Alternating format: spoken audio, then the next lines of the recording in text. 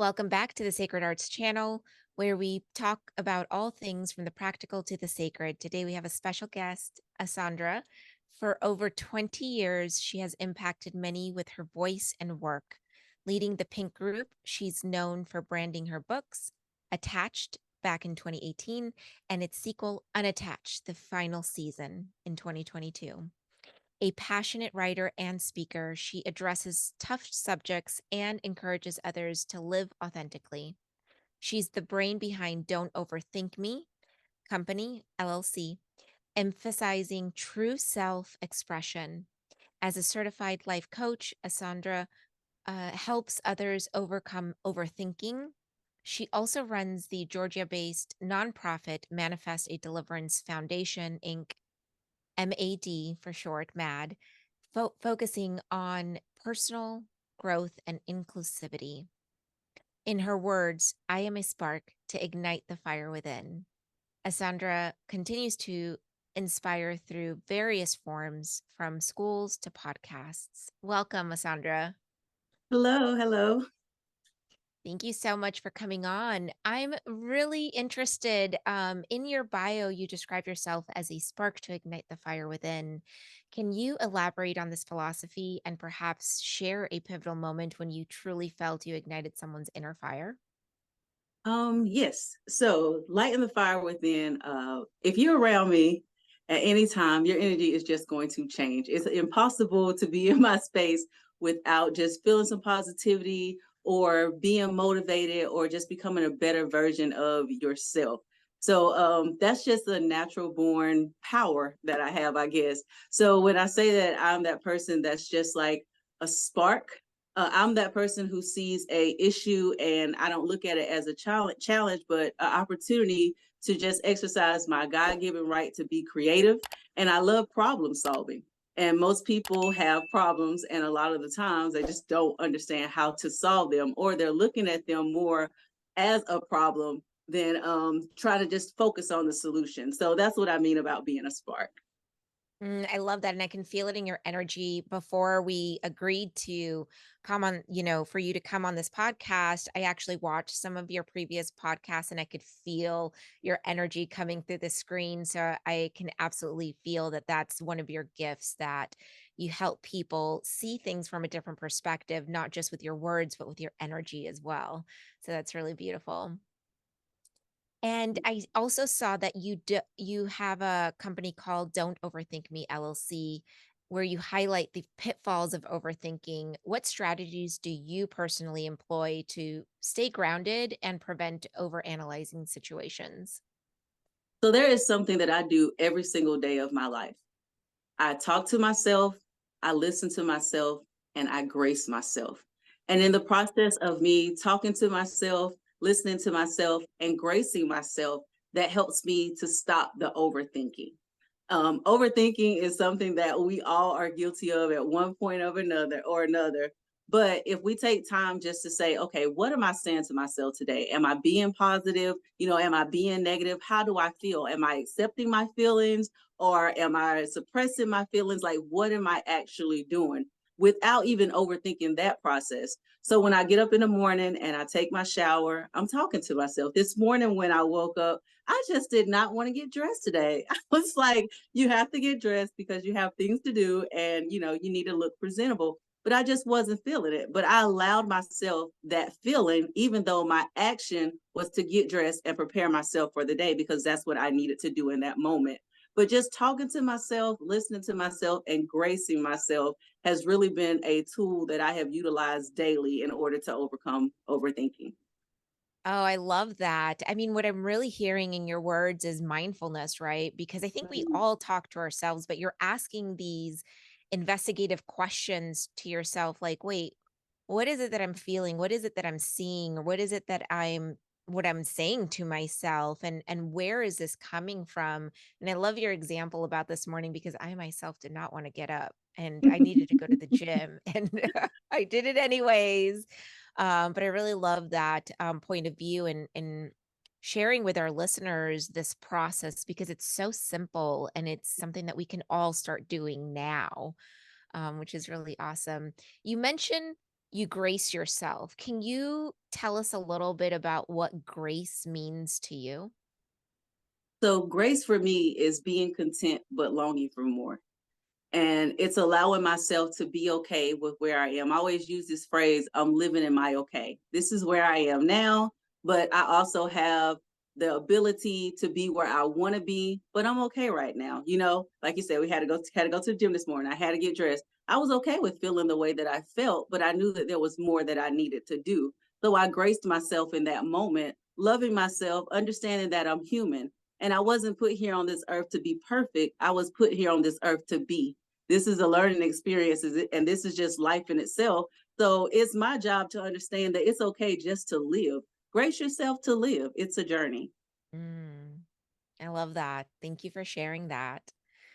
So today we have a very specific topic about love. And I was struck by this topic because I think we all have a slightly different point of view on what love is. Can you tell us a little bit from your perspective? What is love? Understanding and defining love on a personal level. So for me, love is patient. Love is kind. We all heard it. Love is not boastful. And for me, love is what I needed to be in that moment. We can all define love in our own definitions, but for me, just love is what I needed to be in that moment. It's unconditional. Love is not just the fairy tale. It's also those down moments of loving yourself. Love is coming to the reality that things are just going to happen in life. So when I define love, I just define it as what I need love to be in that moment. What's the best approach for me to take at that moment for me to actually love myself while loving others. Absolutely. I remember that I think it was Corinthians that you just Mhm. mentioned. And I remember seeing that as a child and thinking, yeah, that makes sense. But in moments of anger, in moments of, let's say envy, natural human emotions that we experience on a day-to-day basis, whether we're like scrolling through our Instagram or we see something on TV that we want, we have all of these various emotions. How do you come back to love when you observe yourself in your humanness? Again, I just remind myself that it's okay to feel. And when you think about love, like I said, it's not the fairy tale. I love my children, but I have to discipline them. I love myself, but I have to implement disciplinary tools as well. So I think once we get out of the mind frame that love is just this feeling of a fairy tale, then it helps us to understand love just a little better. And even when it comes to, nutrition or health and wellness, and working as a life coach, I love my clients, but I love them enough and myself enough to tell them the truth in order to become a better version of themselves. I love myself enough to let myself know this cheesecake is good, but 6 slices is too much. There's going to be consequences to your actions. So love isn't always easy, but love is always doable in making those choices of, the right choice at that moment. So again, loving how you need to love in that moment.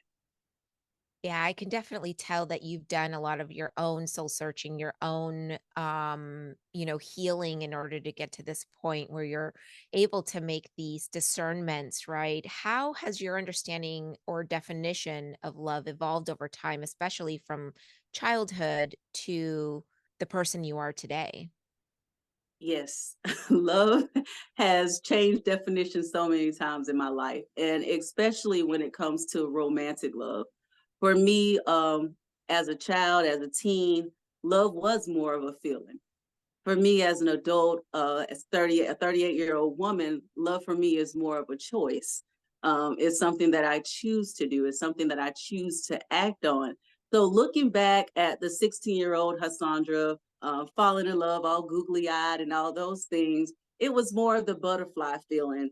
But as I journeyed back to the 16-year-old Hassandra as a 38-year-old woman, I understood that the choices that I made was love for me in that time. And that also allows me to grace people of how they view love and how they're loving. That's just their capacity level of their definition of love. And I have to be okay with that and take that into consideration as I love them and as I love, humanity as a whole.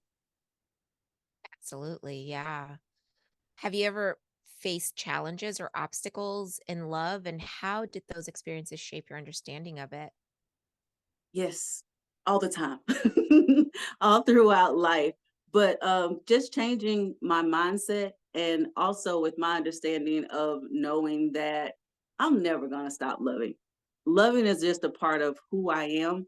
And I think I've just accepted that fact. I'm going to love no matter what happens, no matter how many times my heart get broken, no matter how many rude people I run into that's not showing love.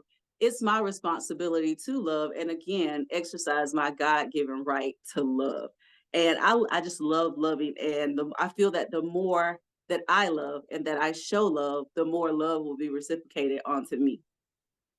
Absolutely. It's a choice, right? We can Yes. choice we have a choice to live in like hatred and, jealousy and all these other emotions, but when we come back to ourselves, we really start to see that love is actually the vibration that we're supposed to be in, that we're supposed to live in, and everything else is just a lesson. Everything else is just there to allow us to grow, to allow us to feel ourselves in our humanness.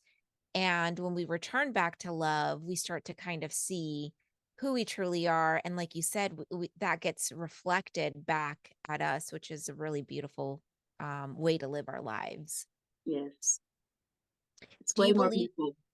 Oh, go ahead. I said it's way more peaceful. Oh, it is. Oh my gosh. Things start to open up. It's kind of, I remember thinking like, gosh, like how did I not see this before? But I think that of course that was part of as part of the journey, right? Hmm. I'm curious, do you believe that the essence of love is the same across all cultures and societies, or does our understanding of love change based on our cultural or societal contexts? I believe that love is a universal language, but I do believe that love is expressed differently when it comes to different cultures. And I've just seen that with working with different people. And I'm very diverse. I don't think there's any group of individuals that I haven't, come in contact with or had communication with, or I've just experienced how they portray love or how they speak about love or how they show love, even within their families. And I remember I was at one of my friends, what was it, their family, I think it was like a family dinner, and just the way that they expressed love to each other was very unique to me. And sometimes we can go to other people's homes or sit within other people's cultures, and I'm like, why are y'all hollering and fussing at each other? Like, what's going on? I'm kind of confused right now. And they're like, oh, that's just the way that we communicate. This is the way that we show each other we care. And I'm like, okay, well, I don't quite, that was a little bit overwhelming for my mind at the time, but it really got me to thinking. So now in September of each year I always visit different cultural experiences on a spiritual level and also on a natural level, just to begin to understand other people's cultures and the way that they speak to each other and the way that they show love, in order to just ground myself and also just to learn more about other people so that it can help me to learn to love other people in the way that they need to be loved at that time, or for me to understand it. That's So that beautiful. Can you share with us what you learned this year in this venture? so this year I actually went to a mega church, and that was a great experience. I learned that I really don't like mega churches anymore. But I learned that the way that they speak love language on each other is basically by having those intimate rooms that they can go in and talk to each other because they're so large. So after I visit the mega church, I went to a Unitarian church because I did churches this year. So I Okay. went to a Unitarian church, and it was just more of an intimate setting, and it was just kind of really quiet. It wasn't like a biblical message from the Bible. They were talking about banned books. So I understood their love language because they were talking about stuff that happens in the world, but also that can be beneficial to our spiritual growth and being aware. So I was like, okay, I understand how y'all speak with each other now. And then I actually went to a Buddhist temple, and that was very interesting for me. And just the way that they were at peace and their love for each other, I believe, was more on the sign of just let me be in my moment and respect my moment. And I really respected their views as well because I had never been in that type of environment before. So it Mm, was an experience wow. just to experience other people and not my typical. I can't say that I'm religious or that I go to church every Sunday, but I do like to experience those atmospheres and see how people maneuver in their environment. Wow, that's incredible. Thanks for sharing what you learned this year. I can see how going into these spaces might be a little bit uncomfortable because you don't know what to expect. So, and that's part of the growing, right? So, thanks Mhm. for sharing what you've learned this year and for being vulnerable in that way. Yes. I'm curious also, what is your like take on unconditional love? And do you think true unconditional love is achievable or even practical in human relationships? Absolutely. I believe that unconditional love is achievable. And the reason that I say that is because I love unconditionally. You know, when it comes to my children, there's nothing that they can do for me to cut them off. And I know this from experience. You know, I have a 19-year-old daughter, and we had our mama daughter moment when we wasn't seeing eye to eye with each other.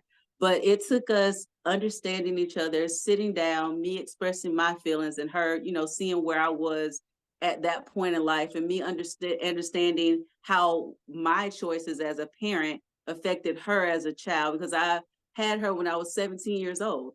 So I didn't know much about being a mom, and that affected her choices that I made when I was a teenager or in my early 20s.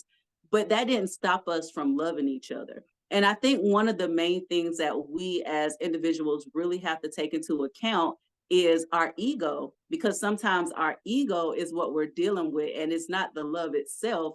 It's the product of that ego that's hindering the acts of love or the feeling of love that people searching for. And it's like if we stop changing or chasing this feeling, then it's going to be more easier to love, because then again, we know that love is patient, love is kind, love does not keep count. You just love, and it's possible to love unconditionally, even if you have to change the way that you love. Now, the way that I love my children is not the way that I'm going to love my potential spouse. The way that I love my potential spouse is not the way that I'm going to love you. It's going to be different because the relationship is different. And when we understand that there's different forms of love, it helps us to love more in an unconditional manner. That's beautiful. I mean, what I heard in your story also is you took responsibility for your actions and you did the best that you could with the information that you had and the resources that you had in raising her at such a young age. And you were able to have that clearing with her. And that's where kind of forgiveness comes in, right? When you take responsibility for your own in the way that you show up, forgiveness comes in, and then you're able to deepen that intimacy. You're able to deepen that relationship and be able to break through the other side where you're able to unconditionally love, which is Mhm. beautiful. A lot of us, like you said, we're in our ego and we don't want to let go. And there's this like tug of war happening. And the pride comes in and all that good stuff. But when we start to like go inward and reflect and start to take responsibility, that kind of just doesn't matter. You're clearing your karma, and therefore the other person is ready to meet you Mhm. halfway, which is really beautiful. Big Thank you for steps. sharing that. In what ways do you think love acts as a mirror, reflecting parts of ourselves back to us? And that kind of goes back with the ego as well, because when we're looking into that mirror, we start to see our personality traits, we start to see our characteristics. And more importantly, for me, you start to see if what you're saying is actually what you're doing. Is a good point for you to measure your words or to challenge your words. Because we can say, oh, I love everybody, I just have love penetrating off me. But do you really have love penetrating off of you? Are you really doing or loving the way that you think that you're loving? And sometimes we can think that we're loving a person because of how we think they need to be loved, but in reality, we're not loving them properly because we're not giving them the love that they need or that they deserve because, again, of our capacity. So we have to just Mhm. take a step back because sometimes people can not ask for advice, and we think that we're giving them advice in a loving tone when they don't need our advice in that moment. They just need our presence. Or, they don't need to hear what they did wrong. They just need a hug. And you just need to let them know it's okay. It's going to be okay. It happened. So just understanding your personality traits. Is it more important for you to tell them what you think they need, or is it more important for them to feel the love that they need in that moment? Mhm. Mhm. Indeed. With there has been so many advances in technology. I mean, the last year AI has exploded. We're on Instagram, we're on Facebook, we're on WhatsApp and all these other technology advances. And we have seen over the years how that's changed the way that we relate to each other, how the societal norms have changed. How do you see our perceptions and expressions of love evolving in the future? I honestly believe that if technology continues to advance, which we all know it's going to, with AI and just losing jobs and and just everything happening, I honestly believe that our love for one another is going to increase. Now, hear me out.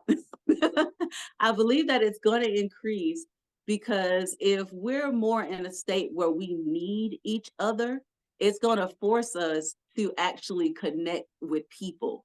Because we just had the worldwide alert where they did the testing on the phones, and then we've had different cities to just be at their they shut down with communication at certain times. If there's no communication and you're not able to text, you're not able to send an email, you're going to eventually talk to the people that's in front of you. So I think that as it advances, it's going to kind of bring us together because we're going to have to put down the phones at times. We're going to we're going to have to, if our economy keeps going the way that it's going, we might have to move back in with our parents. We may have to be, just more together as people rather than being set apart. So that's just Mm, my take on it. And I know that's kind of a unfamiliar topic, or unfamiliar or unpopular, should I say, response to that. But I really think that it's going to bring us back together. I always say that I want farmland. That's one of my big things. I love mm, farm. So I want to get that farmland, and I want to bring all my family on that farmland because of how I see our future going. I feel that yeah. we're going to have to grow our own plants. We're going to have to, be able to use rainwater. I just see us going back in time to a certain extent. So I think it's going to bring us closer together. Thank you for sharing that point of view. I'm curious for our listeners, do you agree with this point of view? Let us know what your thoughts are on how, our expression is going to evolve over the next decade. Mhm. Chandra, I'm curious, can you tell us a little bit about your coaching and your business and how can people find you? Yes. So Don't Overthink Me LLC. I actually do life consulting. I'm a life coach, but I like to say life consulting because I put my hands in a little bit of everything from big projects to weddings to small projects to just trying to organize your kitchen. Whatever you need, whatever the issue is, we're going to pinpoint that issue and then we're going to come together to create a solution, and we're going to do it together. And in the process, we're going to also do some mind work. We're going to do some soul work, some spirit work, and in some cases, we actually work on the body as well, which a lot of people, once they have stopped overthinking, they're like, oh, I lost 3 pounds this week. I'm like, yeah, that was stress. Let's handle that. So let's get the stress away. We get the weight away. We get a more positive vibe, and we start really accomplishing those goals and not overwhelming ourselves with this big old long list or these goals that we can't really process in our mind, but just really breaking it down into step by step, to a step by step process. So Mm. you can find me by going to my website, www.hashondra.me. That's HASHONDRA.me. And the links will be down below as well. And also, can you tell us a little bit about your book, Unattached? Yes, Unattached, the final season is my latest book. It is my 20-year journey of discovering the authentic me in the area of romantic love and beyond. So I actually talk about the pregnancy when I was 16, and I tell my story about how I lost my virginity and the emotional trauma that it caused.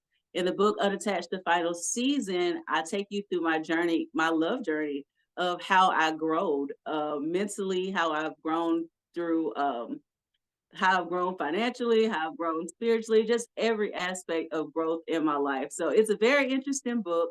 I would reread it and read it and read it again. It's very universal. So it doesn't matter if you are a teen mom, if you're a married woman, if you are a man, if you are a professional, it doesn't matter about your ethnicity, your sexuality. It doesn't matter about any of that. There is something that you are going to be able to grab from this book.